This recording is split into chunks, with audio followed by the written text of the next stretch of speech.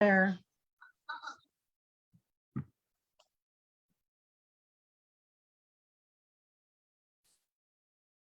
Yum sir. We're live.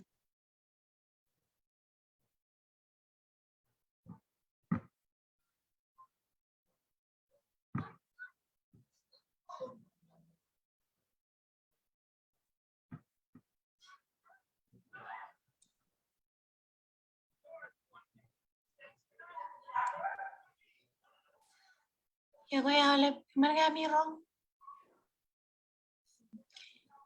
Come on. Eliminarang Chinoy, do you want me to just go right ahead and Yeah, Jimona, we can start real quickly. Michelle, can you hear? I could barely hear you. You could barely hear me. Can you hear me? Yeah, I can hear you. Ruby, we can start with prayer and then Jimona, and then we can proceed on an education aid. okay. Man, Okay, thank you, Lord, for this event. Bless us as we try to educate everyone on TB and the side effects of TB. Bless Nurse Ruby as she does her presentation on this very important topic. Amen.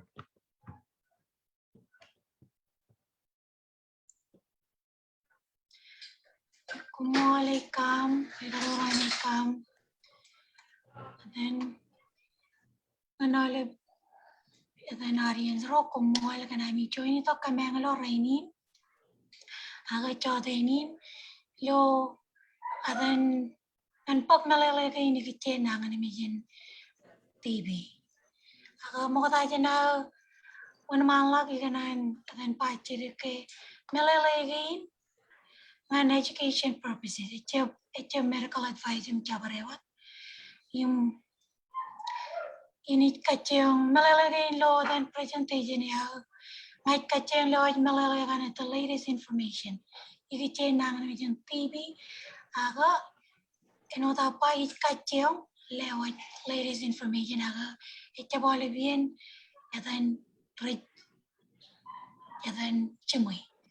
Recep orang jep cemui aga recep dan latest. Benar pa.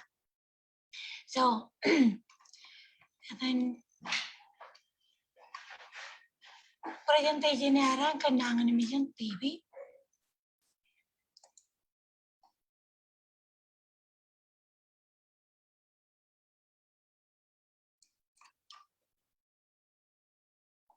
Nangan mission TV.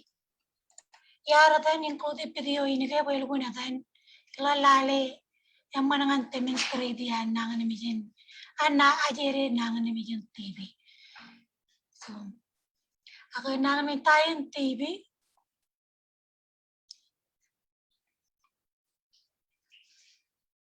Tayong TV. Nangan mission yung may wala ko yun video yung may nayatan. Mycobacterium tuberculosis. Aga ilo kakaruru akarba TB. Ya kaya cela tere narme. Patap emarang war cela pat akora kan ko chudilo en punner. Wan chonga emarang wajangan kameli. Emarang cela drir. Emarang cela kadini war. Aga kajangan ni fokus dilawan cela error. Yung kabin purwar. Yang me ya kaya paya tayo riba pulmonary laryngeal TB. Pagka na kay iloan pelo error yung purwar, aga kabin purwar. Yan na may lugun kabobo manarami. Imroy balader. TB pag mora narami. Nechechep 3D. Elang raw stage yung TB nga jaba stage aga tedara jaba type yung TB. Pagka elang kilanan delang stage na cara balim kaman nangan ni migilo en punner. yung mga stage na chinon raja ba latent TB infection aga LTBI yung stage na may kain karo then raja ba active TB aga TB disease yung mga laban then type aga stage ng TB kay ngat kana nangagi ranay ilang unokan ngan cure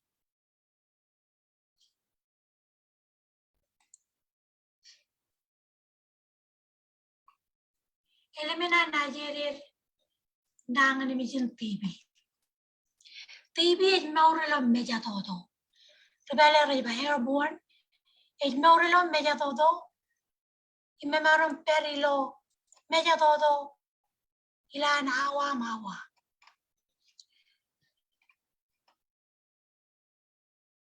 Imajajirir jenar mejo elwin rolo lam kapodongan. Iloan natan pokopok kanan akal.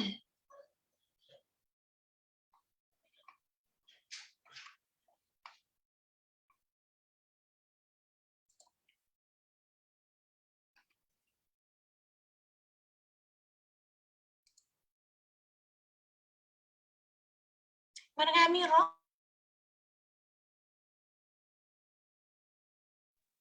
It's a little Naman. bit on my end. It's a little bit slow, but it's okay. You're good. You're good. Yeah. Kalau perbenot then froze screen ya. Marami yang ro. Naman. Mana kay? Okay. Inoda pa chala par inoda pa elmenan ajere nangan mi jeng TV ajere lo atan anar mi jo merun rolol kanna na malum atan pokok ikata iturun ar mi jo me iturun yung kajen TV kay ejatan itu tak lo me jado to em maron peri lo me jado to lan awa imawa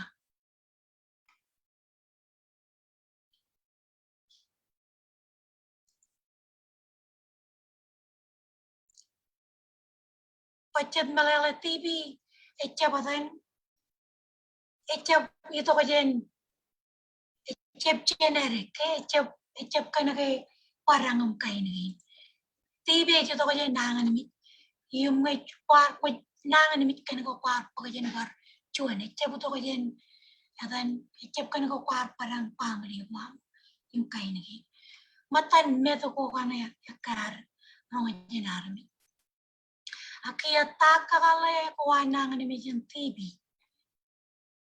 Pokok erreban pokok ay to kala kajin chiluwit.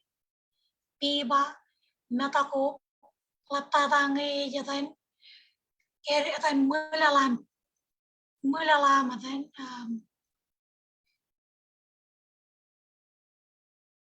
deep breath ngay mulalam atan arpale mulalar atan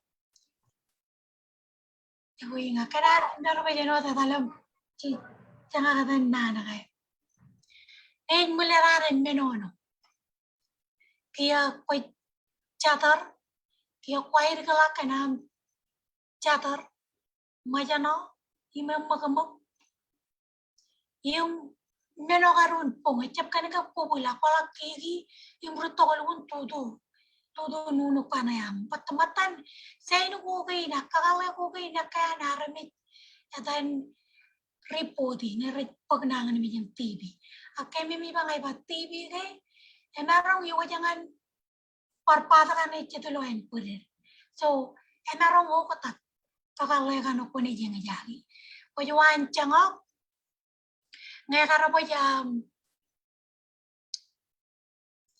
po jangan kameli jangan ayat ko ni piba ko ni atan ay regala yung magamag ako marong war not confusion ako marong war rebup matan men ko kain atan ugat ako kain ko marong ni jagi nge atan kajina yung majan chela ta parpato ko kitiloan punir ri ne karo po jangan ri kaya ni ayat ni matak ri takata rin pagmalin makan pulang 3D ay jauh. Kaya ngay karabayo jangan mengenai lymphatic system menar, dan emarong lang apa jiloin punum, recaho parwalok coro nangi, dan lewa juguno akar cep carawan. Mata na pa dan kakale ko kay nangi, dan TV majan haji reri lo en punir.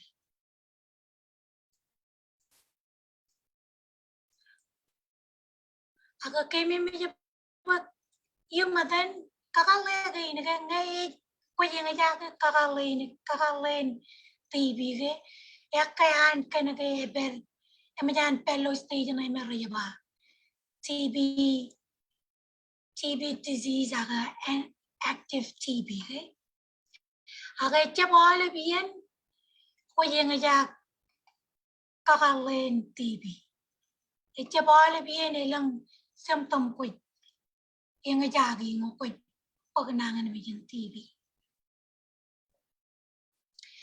Eko nga ko menin rajaba LTBI ak latent TB infection. Ngay medyan percussion TB pang patap chala kakalain TB ko yung nga ako yata kay kanagayan punir may kajurot yung narong anot rebikiwat kajinay chinan ajirirum kamandangan mi agay berilo patakata kamyan berilo en punno agay chalak cabarot men ko yung jage chalak cabarot kakale ko yung jage yung muna na lukon aurak screen kakalagal ebenar chalang nangan mi yung TV eberipper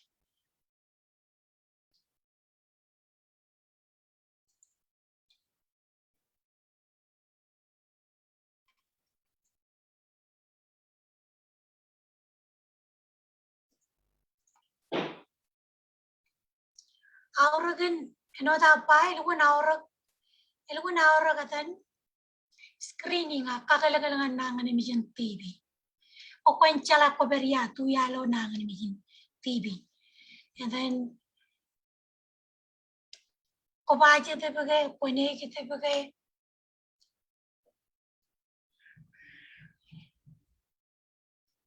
yung part ng nanay early detection en makajar loy ngay karabot ngo negative ngo ko tayo negative yaman aga ngo ko baje te hopefully yung nay may loy ko chabro lo lagi yung makajar loy nanay early detection en makajar loy kaya ela makajar loy kit kada menege eden ko chabro lo ko perilo kabobo yung may biroro ane 3D nangan mi yan ay. Kocap kabobo nga nara may jaro iturum. Kaya chalak makajar 3D kaya nga na capar paparayam relang loit betal yung mit paparayam mit yung kayo chalay ucongan anatan anwalo kayo nga tayo nilo aroit peloit betal yung anlang mit Ciceblujot, dan family yung matara ka cabarlut jen yung kainagin.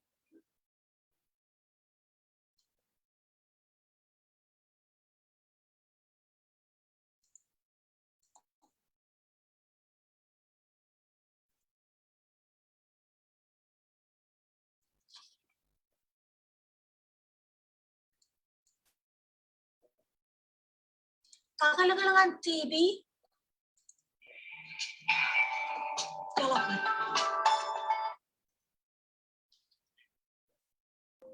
Ruby, page 1 after. After. Ito okay?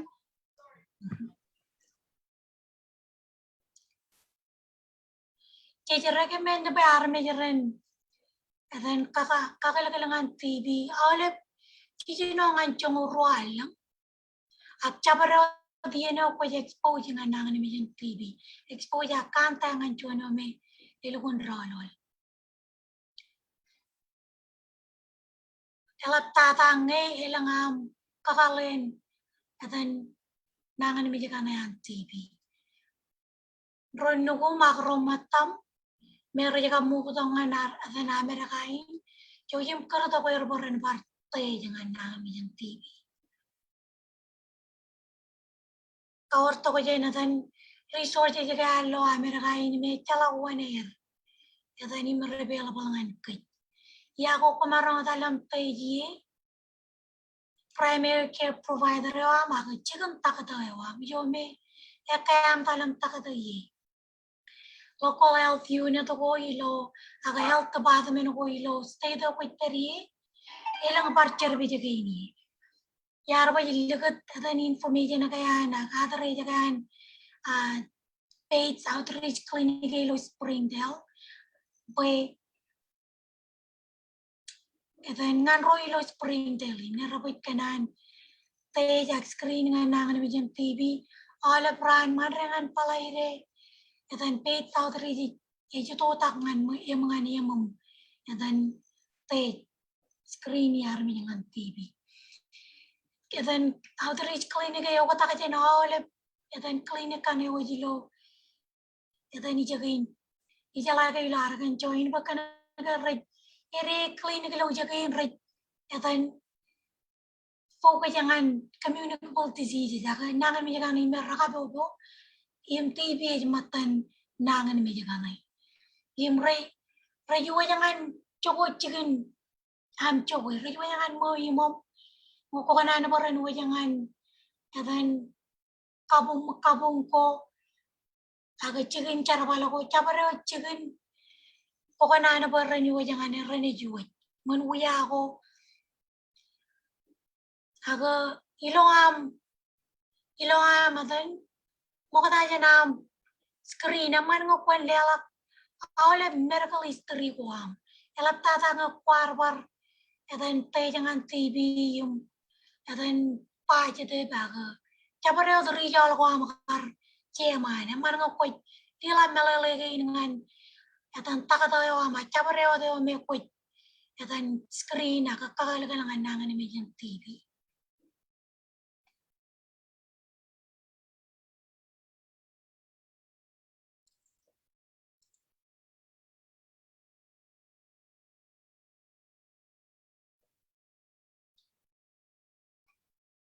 kagalangan natin Wawin kagalagalago mga tatay kanan ba kung kanan pakai calawan air all open screening yung edan treatment na kailangan TB kay calawan air yung itamag lo all edan chicken nilo Amerika nilo par majal treatment na mam screening nga nangan yung TB calawan air so ilang kalen ilang wawin ko ngan kagalagal Nanay meron ba TST agak skin te jangan care lewa jangan ajuri aga kata red pok kata nanay me hai kara menonay kalong nge negative ke ko ba jete e ora ka kitchen TV ke jalak e chep kalok ngoko bello LTBI or ngoko bello active TV plate jangan hai kara na kalok nge ilang and then kitchen TV pang. Kaya may mga kuwanay ito piyaman. Follow up ala biya. Aga ala biya na makantayangan. Chono me and then inangan yung TV. Aga ngukubay ito kaya rene chiringan lagaw ngan piya. Kaman na then radiology at piya gubong. Ano kaya katsiyong rula di nangan yung TV lo erir. Kaya may error yon na me ngakaya na ignore lo error yon na me pokabobo so x-ray na ngan kacheng rule out the TB ilo error akia ngeman ngeraba yaman then x-ray na macam melele yaman ichala TB yamajan kata kayo bahelang TB Aga ilo erba emman X-ray nai emman echalak kijina ilo echalak active TB lo eram. Akia ngelang nang ni mi jailang kakalain TB kia ramarong kia bao ya tage ngeman X-ray nai rani bao kia man echalak active TB ko pala LTBI ini jai bujrag mono in LTBI akia ngenana ilang men rajilo ilo pijangai kia ramarong pao ke no dalang men jilo echaba manar lale pijai ilang atan sign it kalo ke ilang active TB chenamak atan kwalak kamane men by bacteriology aga kwalak kia kabilo im kabilo echap kabilo pachik kabilo je kanai nagan kalo perlu kuncalai ngay atan poit kabobongan haramit meneo ilukun kalo ngo poit kabobongan air kata kret kamane mengne culture nai kret kabilo yung atan ranilo la baganum lale ngay po kabobongan haramit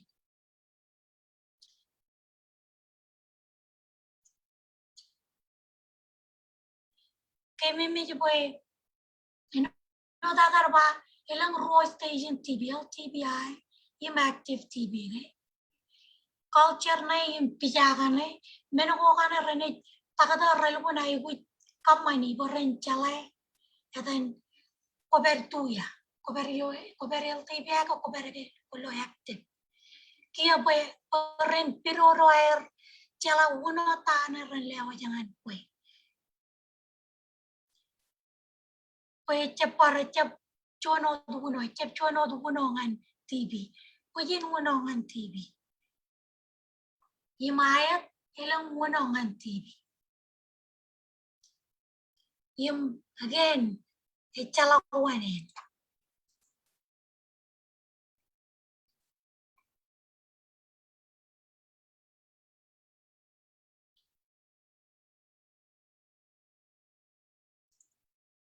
nge chala kuwanin uno gain aga atan ilang clean ang pagi yung ilang kachujo no tapa ilang kachujo uno okay echep chuano uno TB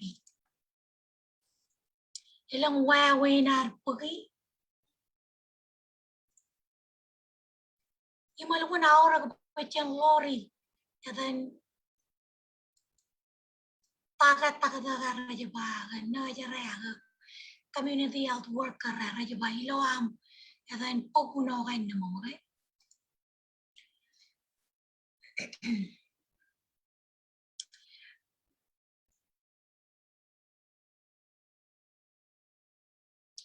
Wawin yung maya to kun treatment na karangan kachoyo rinangan mi yung chagayo right berry emarong chilungan radim nyo nalang chadaga yung chongoro alang inar per pag treatment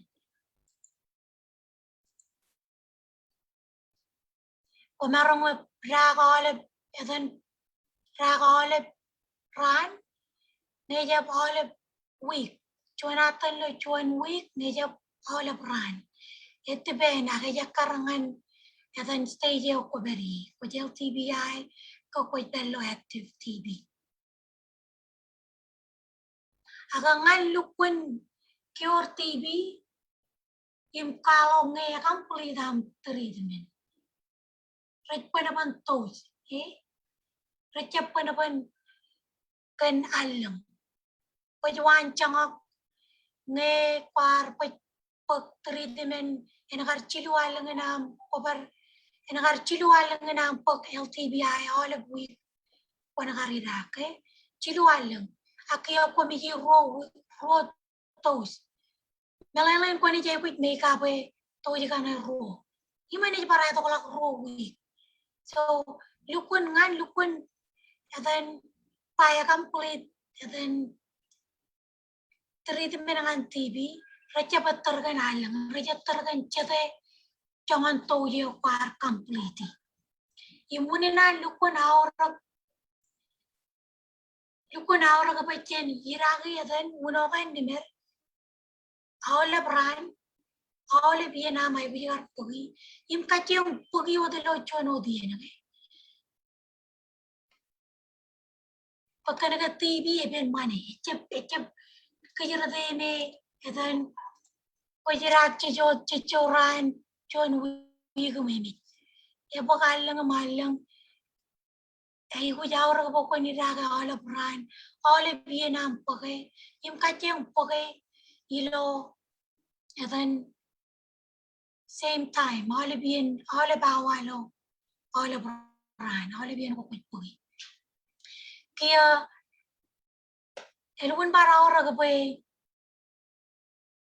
ilo am pake en war yar bala no ja healthcare worker lo am pake yang ane me reva TOT kakajin pele mangne agar melele directly observe right with loi cái quạt lúc bên phước của nó này nên em video tí kita kayak nghe akar dan kayak ini me tolak cibi cakan reco ye tamerong the login dengan online em kia recorder pergi ilo dan tamerong talabon online agak cewek gue lo pro pergi par pergi incar lo am pergi Raja barang ralo am pergi pakanage eta ke jam kai ni ne chap kanage chap taraji renang ni mi ro akanage nang ni mi yang TV even mane ime biro ro ani wat maran imparchuan meneo melane na ba biro ro ani wat maran mene me dan kajai kachong paparayan mene me MTR TV ne parchuan ne Forman TV, chuan na bartay ban TV, eluan parpen yatan 3D. Meno kay kachong paparayan ay, iloar make sure arame red iraga uno kay ni mere mo, ejo mo ay riragi. Imiloang per 3D menen TV, kaya parmane dari okay. Rene ranarong parpok kata-kata ranarong parpok kabilo ranarong barcil ngelago pokwen dia oleh menagai ngan lale ngau teri aja mo air teri dia aja mo ay uno kana rajili wajangan kue imilo am pogi elu na orang ngakon report alangan raja roge elang cabarot men ko jeng jaga ngakoi yaten nangan mi ilo ang pagmuno kanay aga ilang cabarewat symptom ko yung jagi rar chako aga rabar cherry to kita lang yun kwar chino tiri men rabar cherry to elo ko na orang no ko ripodi nalele kay dengan rabar roa kata roam na jaroam peren calage yaten ko yung jagi menagi Kailang menego ramarong bar kamani ramarong ibodi uno mama ramarong bar yadan kamane pije giyo ka pagpatagam lale ta problem na echa bale bien yadan no kwit nangan ni milam pag treatment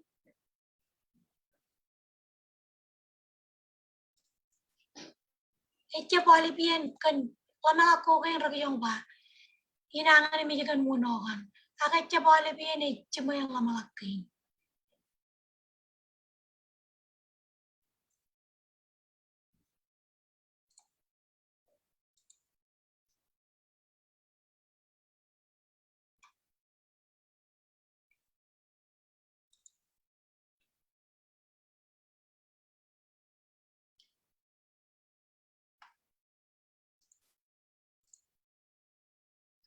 kaya iluar elang treatment ay elang treatment in yadan TB ilang screening available ngan kayo lo dan kajang lo Amerikain lo maja available ngan kajang Olivian lo are buji aga still TB man army nangan ni mijin Jerman bay bujagar man army Janganan man ilo tering. Wajah terakhir dan nambah yar loi. Report kajen komarang loi menagay nalalagay loi. Slide din me ko loi. Komarang loi menag nambah kay ni lo. Dan website kanan CDC WHO. Menagay yar pagkajen ni jakan kay. Araja bomba. Report din kar TV lo Amerika inot.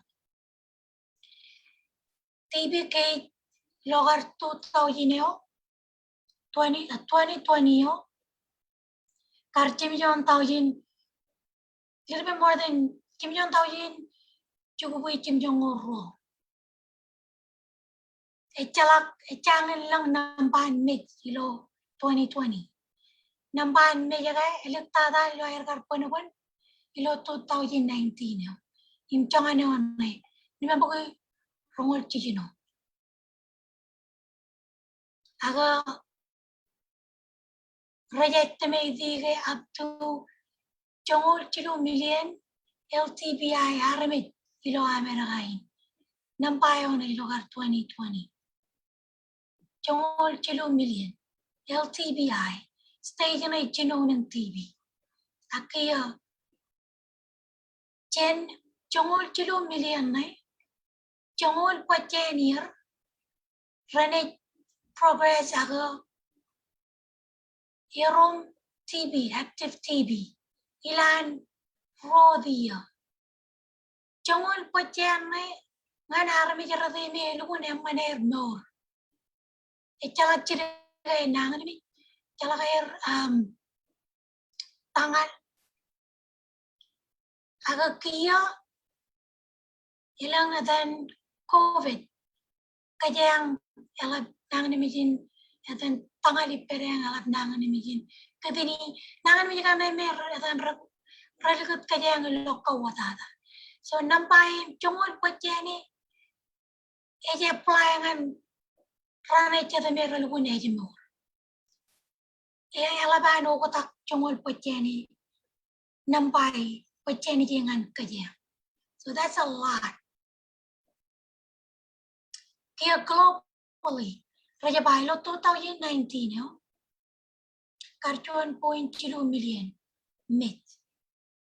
Jangan lang lo 2019 yo. Jangan lang panawan elegania nai. Kartongan kay lo yan nai lo 2019 yo.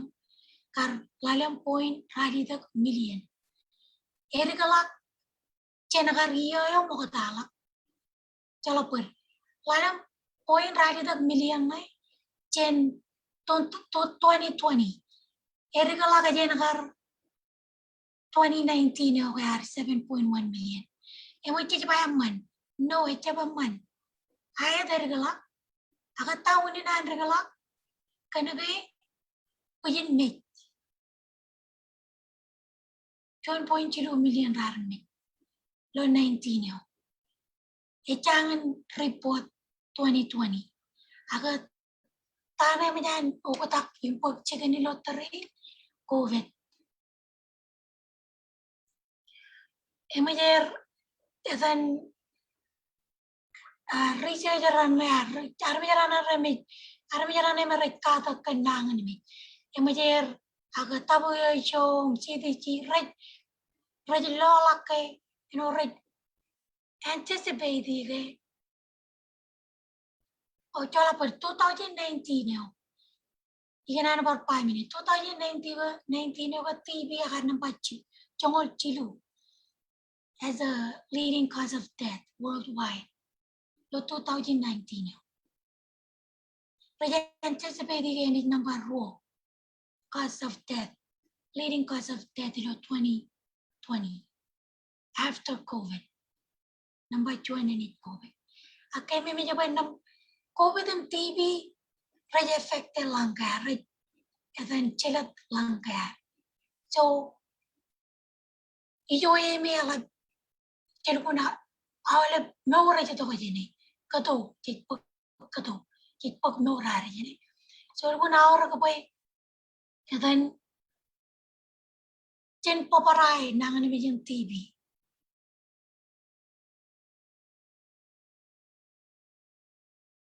Percuan na min yar barati lo adan statistic na rate and TB enot compare adan rate and TB ikatan adan rate ko chat ngan rebelli cuan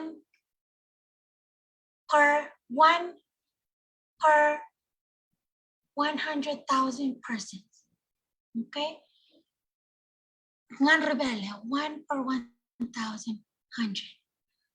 Ramaya Pacific Islander, Native Hawaiian and Mother Pacific Islander were 47 times higher. Chen rebelli. Asian number row.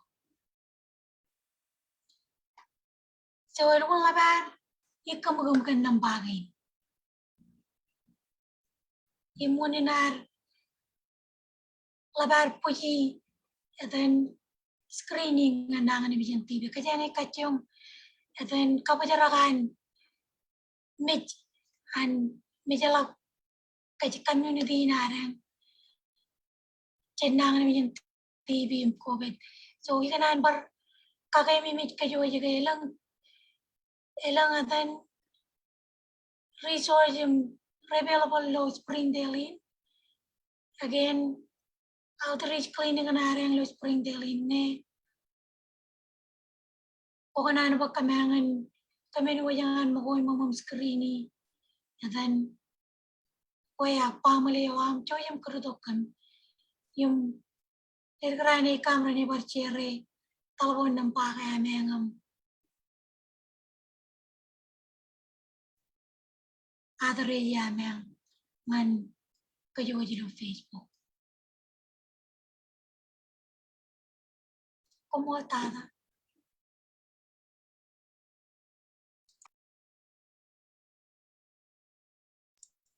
Nilang kacha parewa choyam limanta. Ribichuan kachida. Yang nangan mi yang anadan ajri ro mirror kenge ba ngagai ni me orchuan ni jen yang ngaga roana lang yo chongan ni chit kap pa kay nangan mi TV. Para magamit nampa? What's the chances of my baby getting TB? Ngay roana lang nga potangan nugu ara jitan positive TB. Ajari chirik lalaniya ralun pello kawatada. Ralun pelle not right priority here nga project exposing chuano melun rolo. Kaya nga right pagwan changa nga karabay lang na yung and then raw 2 months old aga panangan ni walun active TB. Renit kachu chino kira ka uno. Ilang chuano men riba prophylaxis aga paparay and lukun and then paparay din nangan ni yung TB. Renit wana malakam chino 3D mokata jenar chalay strategy nan pagka nagay rebello ka watada. So ajiri ay renit ngoko rebello project exposure nga nangan ni yung TB renit pag nangan ni yung TB.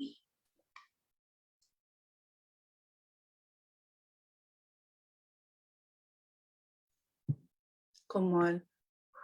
Haga ilun pulang ka ng the status ngay ka pulang kay ilun yatan top bebelo yan like jakan ilangan kawatata exposure nga natan death ngan mates. Bako kwara tan share. Ingalaban natan ilun labar giya inota pai then COVID again uninan echalak nambayin 2019 na elektada kan COVID again ala kuralun bobum then pandemic inalaban karalib focus yang then nangan namin COVID again and then agar carin rumaj ar charbali dan TB. Imaj kia majar officiated COVID-19 as an risk factor ngan TB. Kanagay join italagi artay ginoji agar talagi artay ginoji. Nangan namin yung TB yung talagi artery dimin. Nangan namin yung TB. Kaya jalak rumuji renangan mi remer ar mi remer nangan namin yung TB. Kaya robog nangan namin yung COVID.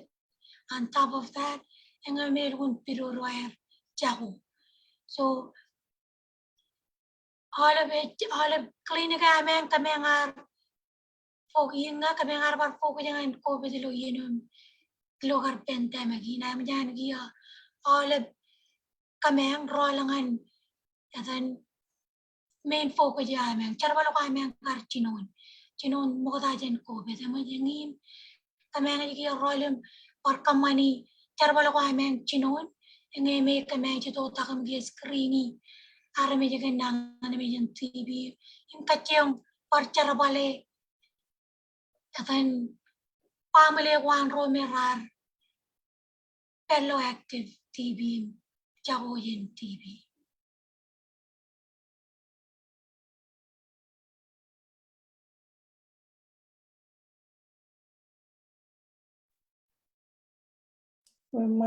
Aga ladies, ilan kayo meron ka kachitang na jaro?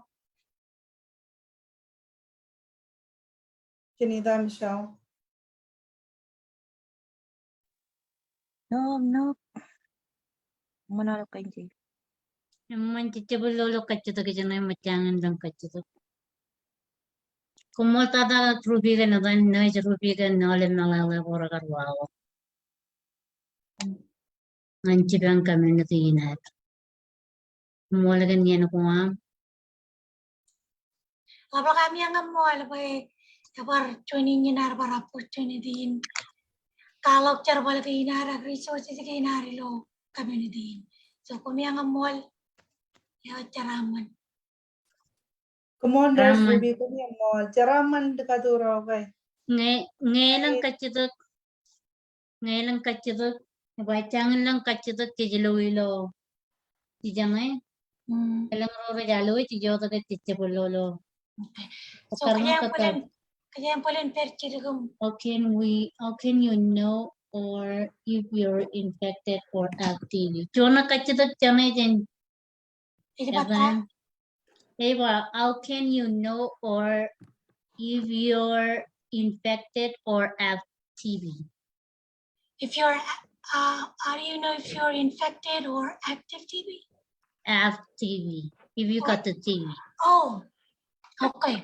Yang nangyayari pa mo tala kay lo slide o Steph ng kumarong rolangan slide o kain men.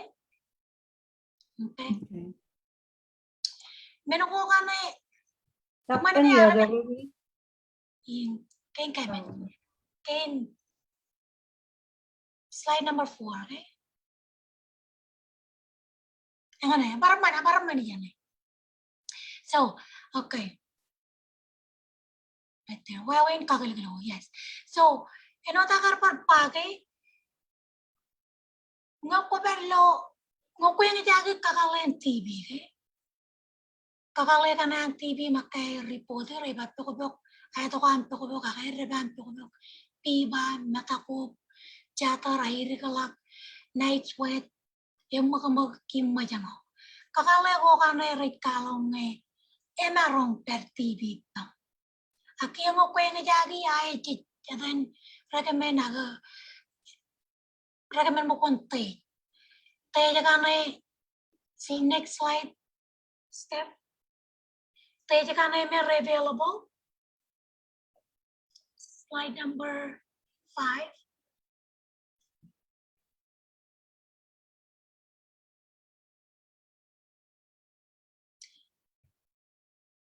Slide 5, eh. That's slide 5. Yeah.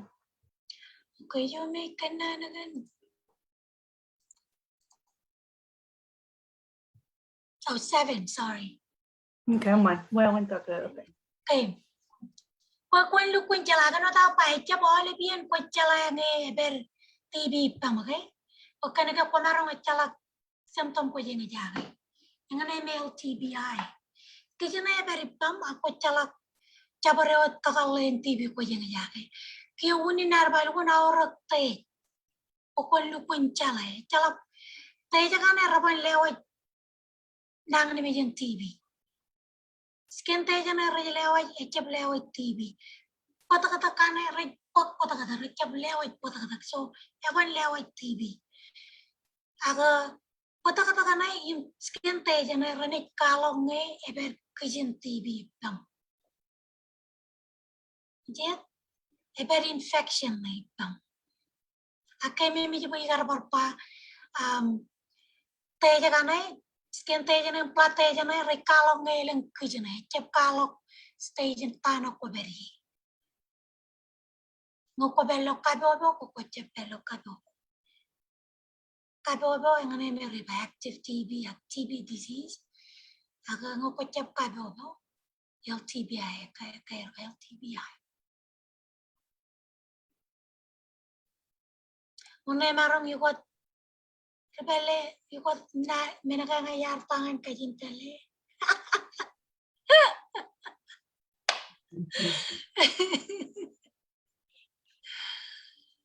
Lele remelala deta. Jadi Oh, Stephanie, right? No, ko bangan chat sa amo nga iba review alu. Emang nga rekat kita kapag yala kita kaya ni malalakin pacet menong. Ara bicara lakat kita jaga ini. Yung kachun kachito. Emang Ko tinida ta. Yakan nge yakar waram nangin mijan TV yung mo jam gar pure jene. Melelen ge eja pulga iri gata. emang. So kait uno treatment ng TV re rek kaki diri nang. Rek kaki diri kajangay. And punni rek marong lukun get rid of it, right? Pero dulu punni rake diri. Emarong rek. Ilo retolak majanolak and punyong majanolak gini nih tinam. Retolak lang barcet kay nam nang ini tangal kedini end stage renal kidney disease na nangan mi COVID alun pujin imarang pagay ilang armit imijala kage rar LTBI rar pelo nane merar dan yaki kijanere imlak pag nangan mi COVID it become active aga ilang chatororar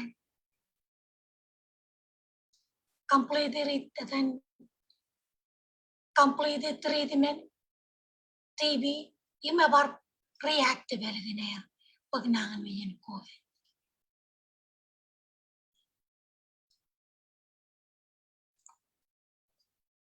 Yo yanarong me urale bien. Yung kiyang me uratok nangin mijan kijanay. Ene jaga kawata ala ka jana nga kokar pagay. Ene jaga kadobe ala ka jana nga kokar pagay mo alak. Iti benangan tay symptom kana ko yang jagi. Ene jaga kawatatala.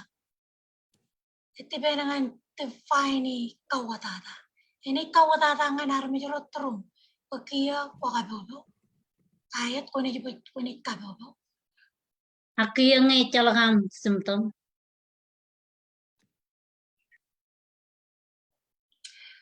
Tamelele. Mukutya benga jaga symptom ak. Enredam chalay okay. Enredam chalay. Kaya majan par nur kijanay. Iji mo ke ilawa yung jaga etan symptom gay. Ko jalan ni macam completed treatment with follow up rakijong ba follow up wala biya ilo amatalang follow up rekachida ilang kay chabarot men ko jini jake ilang kay pwede kay pokbo chabarot takale kanay me kair pa lo tv pangay chalak riba mana chalak kiki wasa jamano aga kiyang lang chabarot men ko jini jake kiyang anay me riba okay chilingan laka ba chen bar pigigi lale kata kay jam parang jagi kakale din kaya macara ka 3D makadala yung ngaya karabar na bar 3D ramarong bar 3D aga meneki kacang paparai kecap kanan 3D TV ipen tangal ipen covid ipen dialysis kwe yeno na melun pen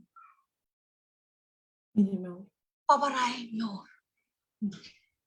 ipen paparai anar mi rilang loy puto So yan ang mga jilang symptom chabarewat ngaji ngajaga symptom ko ngajaga kakaway ko ko ngajay ko dyan kay ba takatayo iya ayat ngakwar pag treatment mo katala kang yang mana pero mo san ko jino pok ayat to ko talak takatayo ama LTU na tayo dan kanay na dia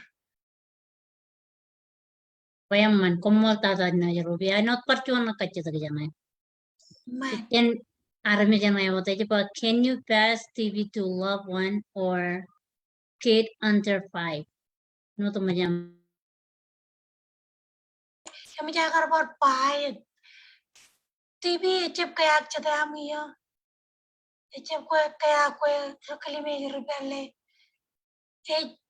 chelat ale nang kami jar chalai kay chat kay jilojin yung alar kan join kay TV arpok rar TV ar chelater nang ajiri yung rotto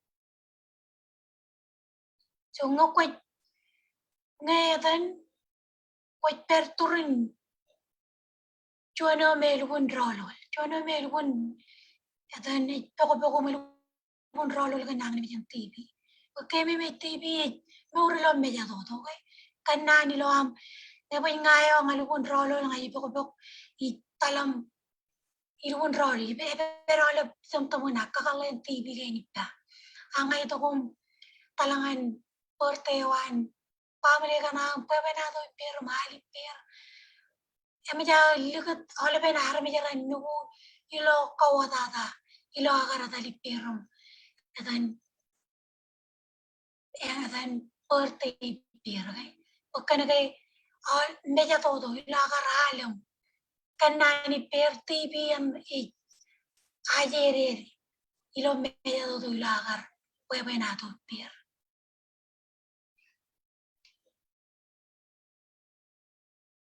Rupi, una na orang pa army rin pagway nga takada ba ko yun pagway pwede sibian kigilan punir gay yung relata na mali yan kay may importe pin pamali nga rela kala gay atan sibi lan trochen and punir gay igigit sibi mo lagay echep so ngay TV na morlo atan eberlo ya romo may moro reactive yung may ruay na matak yak yun na may atan yakabobo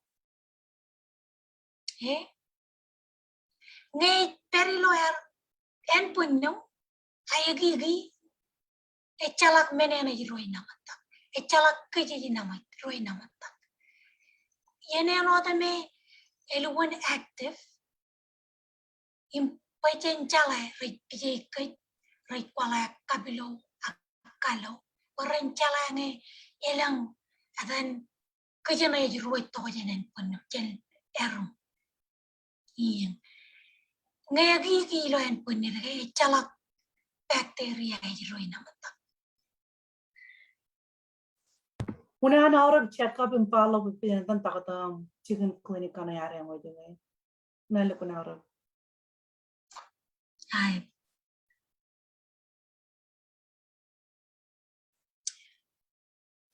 วีก็ยังเงินแต่ท่านกอร์ตัวก็ยังรีสวยจะแก่แรงจริงๆเว้ยจะเล่าวันนี้เราก็ยังเงินตัวก็ยังนี่เลยจะจะราดาจะเล่างานแรงอะไรกันแต่ท่านจะรับจะแก่ไม่เล่งเลยจะกิน so กอร์ตัวก็ยังเป็นอะไรจะรับจะแก่แรงจริงจนในปีจะยาราเราจะปุ่มแต่ท่านโหลด Netflix จะบ้าเป็นที่อาร์ Chinona nagarapay iba kinagara 80s and 80s 70s and 80s yo Chinona nagarapay kalau kana narami jagar chat pakatan jagain pai dengan relala kai chat me chala kai gar munon TV relun mejala kar me jinagar aprga 80 aga chala kar munon anir yung chat pakatarar pai daga rum menwen palak opportunity din nga here imara ja parchar balo dengan here uninan palak opportunity kain kan kajang lokiya kan lamara nga jalo je lo pijay mo ngay lang ami yan pay talong ya banalo je mo pijay nga kana nagare pending the art low Netflix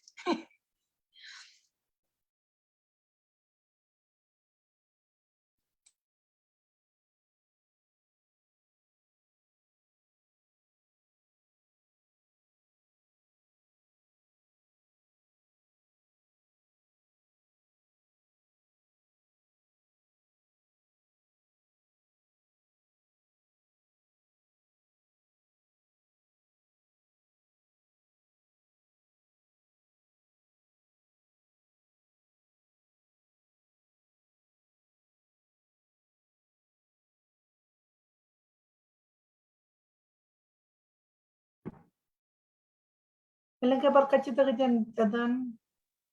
Our audience, Chinita or Michelle? और पर चुन कच्चे तक जाने का मैं तना का चा मजाम कर हुआ गए ये जब if you get TV are you gonna stop with it forever or is there any way to get over it for good or is it still gonna sleep in your body until you get weak ये जब आयरन इच्छा कच्चे तक मैं यार कच्चे तक का गए यानी जगह पैरों दिलो एन पुन्नम मन गए pomojanola agailang kay parkel ngan chola kay paitchanen punnam ingano te chalak te darit kalok ke eten kajana ne chagul lo chenen punnam chugui pachen pero da pada charwalokan munokan ay not kagigi ni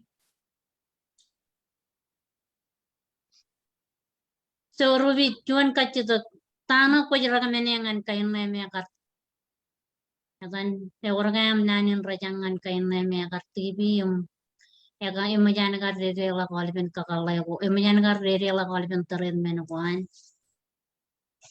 e mo ega yung ino to ko en tapos enche kolbiya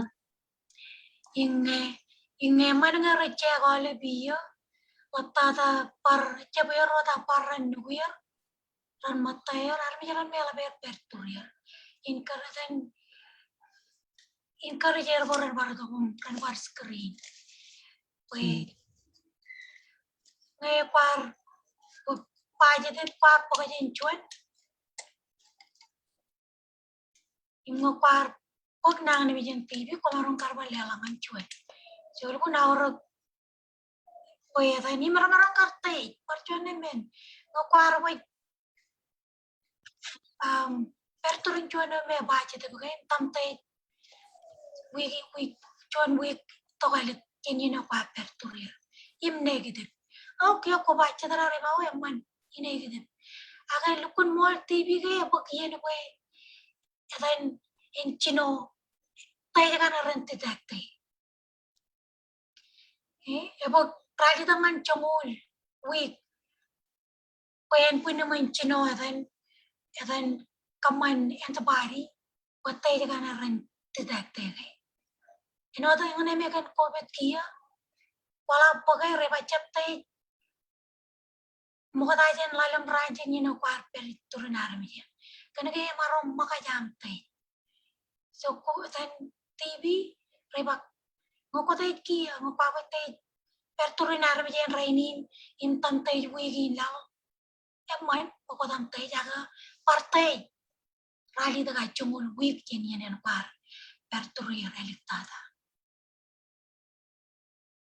nem patay jaga chap again chap lewat nang ni mi skin tay jana ri lewat chap nang lewat nang ni mi yang tv lo air pat kata ban kamano ko tag lewat so tay jale tijino alang tay jale biya ko marong Oke Ruby percuan kacitot cola ber. Nge kogar mani to ko kan kacce to ko man ngi len kacce to ka to jen chala ka chala per chala kacitot to kajan par. Auri naga cuan kacitot. Nadan nge kogar TV cuan katan. Kalian tay jara tayo kwit pakai. Kwit wayan me jo ke kojai wujin kabilo ke kojai wujin. Nadan ka adan pijaigi.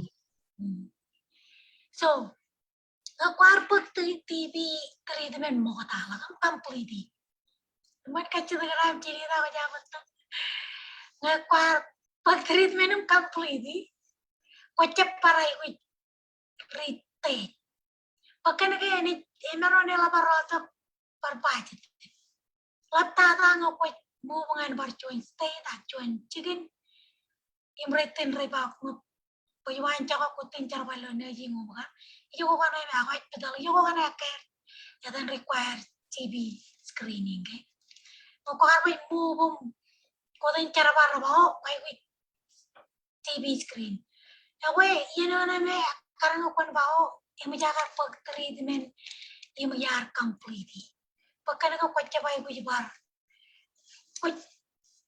kwacha para dan kwacha ba ko jibar screening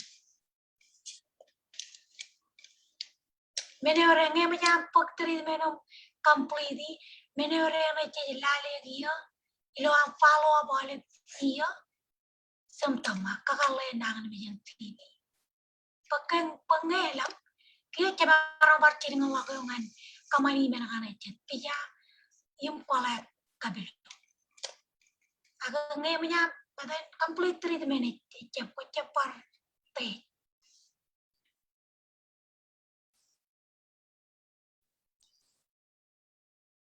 Jadi mo ko kwit kanan gani miya.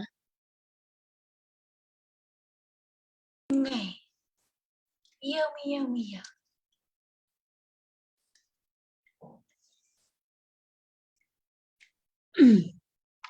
Ya bueno da mat kachita ka jan chamay. Chajaloy janay no da mat kachita ka relang to janay ngan chapareo tayo ni chapar walang tagam alo jet petiaran. Laibinan nurse Ruby. Yung dari karain matan chaniga. Yung may war kachita. Nampa ko ka na janay kumarang kerdok. Nampa ka na amijayang. Ak ngewar kachita kumarang digito janay kami ang ni parche palaka to kum lalingan. Atan uwagi. Nge edan cheni jibar le lagi ngan edan nga koli gadim kachito kwam cheni jibar dilangan na jini boyan bar puguto wilo chuani ene emakastada action kamejang lewa nanin yawu yem kajaram manangan ole bole good night Welcome more, ladies. Give me a mod. คุณนายจรามานอย